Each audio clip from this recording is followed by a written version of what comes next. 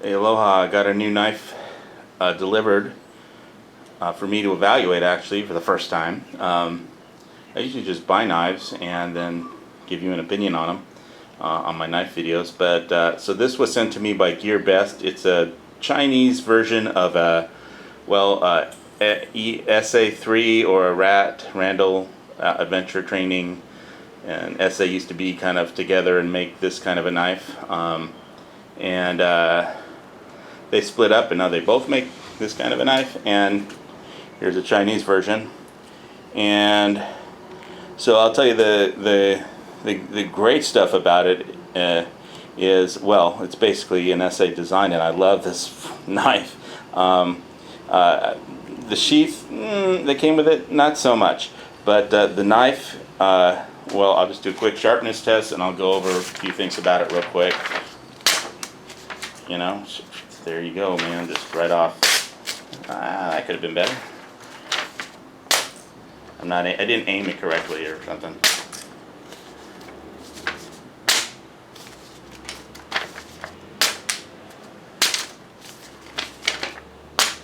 Pretty damn sharp from the factory, from China. This one is serrated. I probably hit this. What happened? I hit the serrated edge on that one stroke. So it's serrated. They have a non-serrated version.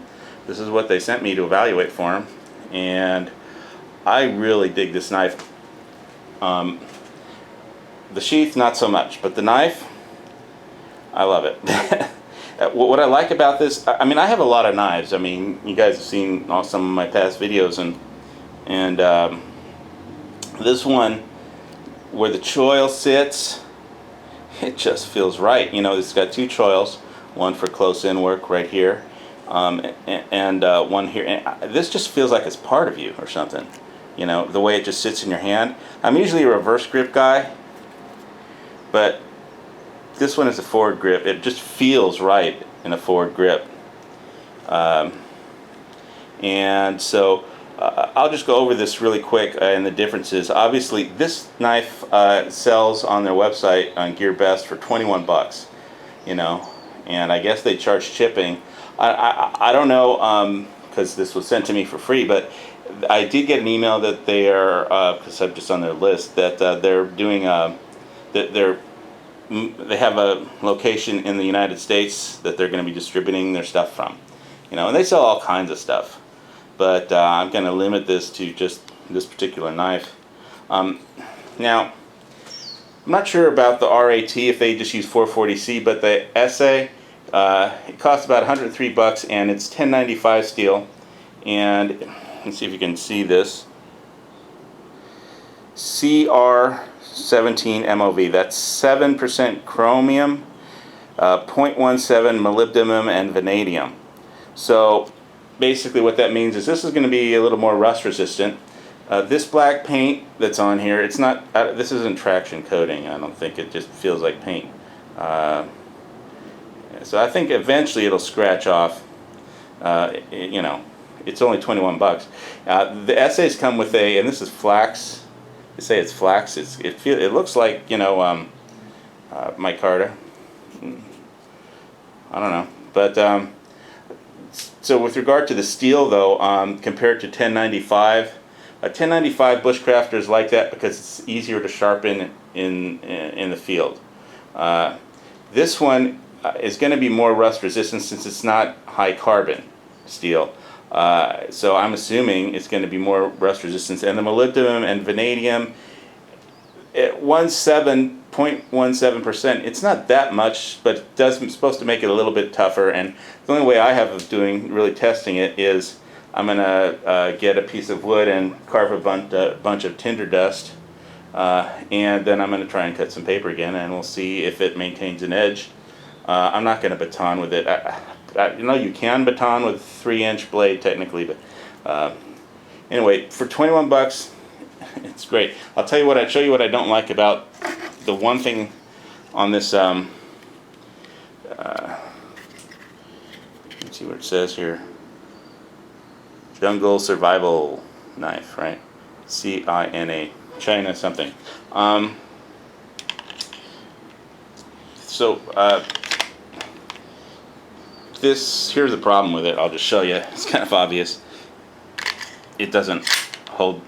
It doesn't give you positive retention. Not that you generally run through the jungle hanging upside down, but you know, this kind of polymer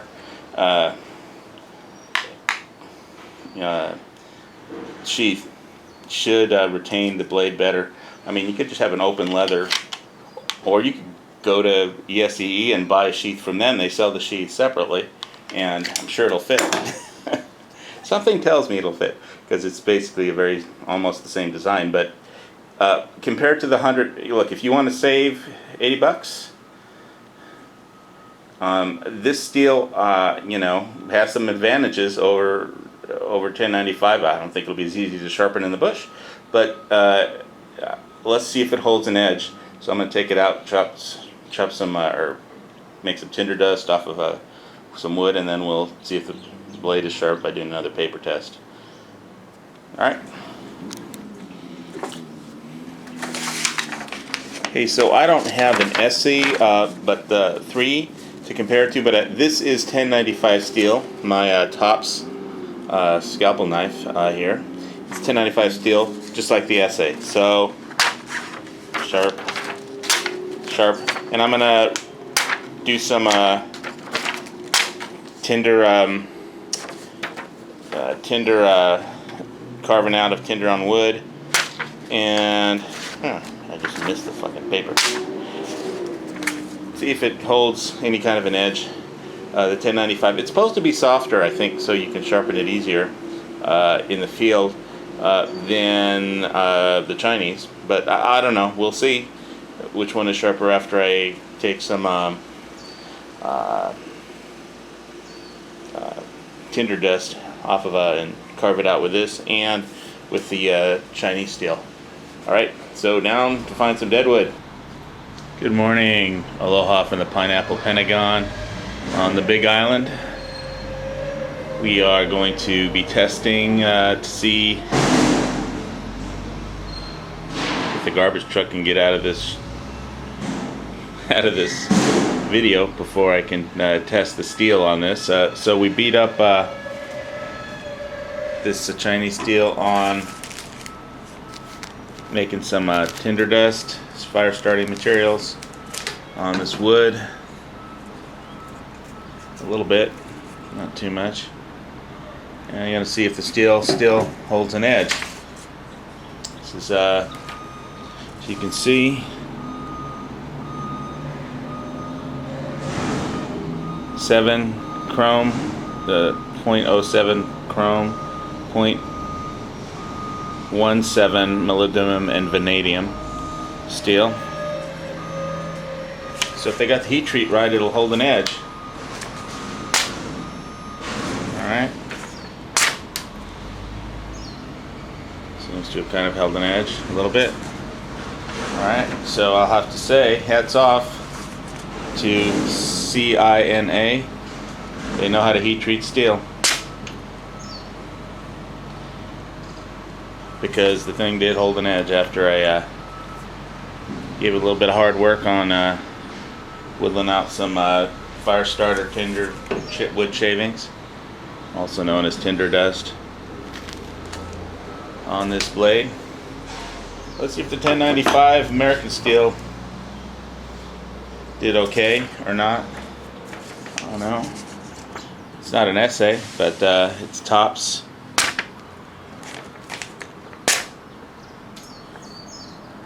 Yeah, seems to have. So you can still cut with it.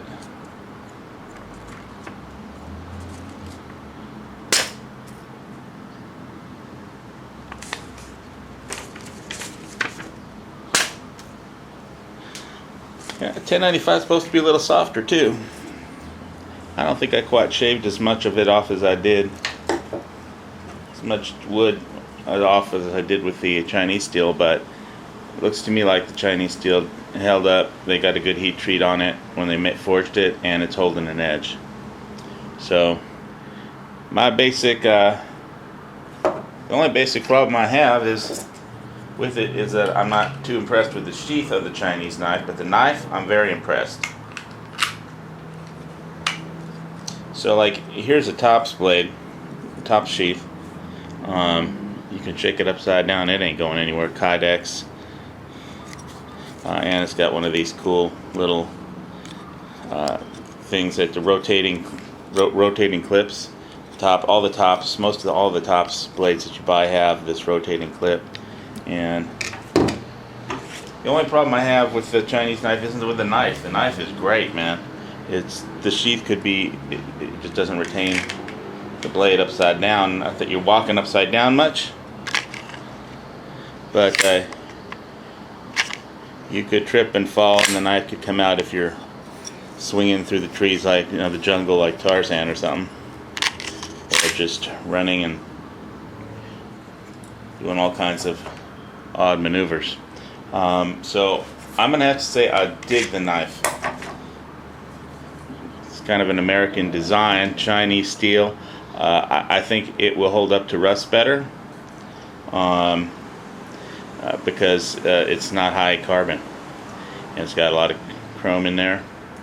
And it's tough because it should be tough enough, it looks like, to hold an edge because of the good heat treatment and just a tiny bit of molybdenum and vanadium. As far as the sheath goes, no, we need to, I would say, go for a Kydex or leather or anything that'll hold it. Now you can get it to stay in place if you want to use some paracord. Of course, that's probably not the best solution because you might need to get your knife out quick, and paracord would hinder that because you got two holes on each side you could run paracord through and a lanyard through the top and definitely retain it. You could do that. So that's a solution for this sheath, to retain it 100%. But you really shouldn't have to do that. I think they can come up with a better sheath. Other than that, the knife is awesome. And the SA blade would come with a lifetime guarantee. I don't think the Chinese company does that. Gear Best, thanks for letting me review this blade. I love it. You know, just as far as the price goes, it's like 21 bucks on Gear Best, and SA3 is like $103. So if you want to save some money, steel's good, the blade's good. You're gonna have to deal with sheath with either paracord or another way, depending on how you use it, of course. If you're just packing it, it's a great little handy knife to have. You can do a lot of things, and steel's good. The forge, they got the heat treat right because it holds an edge. At least that's my test, without doing any metallurgy of my own, because I don't have a metallurgy facility. It's my own little test. Beat it up on some wood and see if it holds an edge, right? And it did. And got all this fire starting material. Yes, that is fire starting material, people. It's not weed or anything. Put it in a baggie to use at a later date when I need to start a fire in my bug out bag or something. So this knife gets 5 stars for me. The sheath, 1 star. But the blade and the steel, they got it right. They got the heat treat right. They picked a good design, and I got no complaints. So it's up to you. Buy American, pay $80 more, get a lifetime warranty from ESCE, or you can get the Randall Adventure Training version. I think that's 440C, the Randall. Of course, I know that ESCE probably sells on Blade HQ. They probably sell the or through their own website a sheath for this. I didn't look to see how much it costs. I was kind of amazed last night. Found out that Blade HQ had a lightsaber for $1 million, which I assumed didn't work, and it was a kind of an April Fool's joke, but it looked cool. I don't think you can actually make a lightsaber. But anyway, and if you did, Lucasfilms would sue the crap out of you. Anyway, for trademark infringement or something. But this is a great knife. I love it. You can't. I don't think you go wrong with the blade. You know, you just have to deal with the sheath. All right, Hawaii Volcano Squad. Aloha from paradise.